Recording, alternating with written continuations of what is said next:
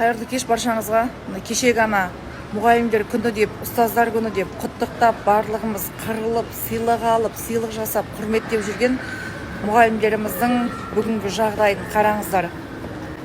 Комиссия мүшесімін. Не? Сонда кісіге үйден дауыс беруге келдім ғой. Бұл адам не біледі? Ауырып жатқан тіл жоқ. Амангелді қайда дедім, апам. Сіз неге ол Амангелді келмесе неге күтпейсіз сіз?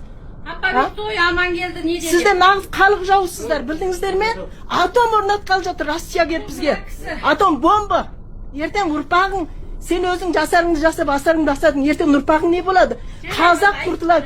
Тұрысыңыз, атыңыз, жөніңіз таныстырыңыз, екеуіңіз де таныстырыңыз. Мен бүтін интернетке салам. Ар жүріңіз, ауру адамды қараңыздар, қазақ елі. Мына менің ағам тілі жоқ, қанша жылдан бері мына төсек тартып жатқан. Мына жерге мына жерге келіп, міне ауырып жатқан адамға қолын қойдыртып, қойдырған жоқпын, Амангелді нәрсе барды. Қане? Әкел, андағы не? Әкеліңіз. Маған көрсетіңіз. Көрсетің, не көрсетпейсіз? Әкел. Амангелді табыңыз. Көрсет, әкел. Қарап қылмыскер. Әкел. Міне көрдіңіздер ме, қазақ елі?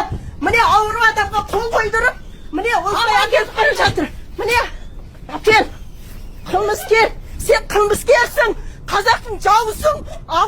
Бір құмалақ, бір қарын майда шіртеді деген бұл жерде тек мектептің мұғалімдері ғана емес, медициналық қызметкерлер бар, барлық мемлекеттік мекемелердің қызметкерлері бар, осы сайлауға атсалысып отқан комиссия мүшелері болып отырған. Бұл жерде білесіздер ме, сіздер өздеріңіз қастандық жасап отырғандарыңызды, әрбір комиссия мүшесіне ары кетсе қанша теңге береді, бір 100 000 теңге беретін шығар, бірақ сіз 100 000 теңгені қанша күн тойып тамақ жейсіз.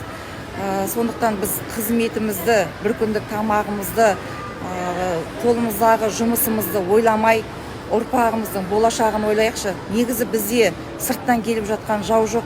Біз қазақтар өзіміз құртып жатырмыз. Өзіміз басымызды жалмап жатырмыз былай, сөздің ашығын айтқан кезде. Сондықтан жиналайық, қазағым бір-бірімізді керісінше демей, қолдайық, бір-біріміздің кемшілігімізді айтайық, түзейік.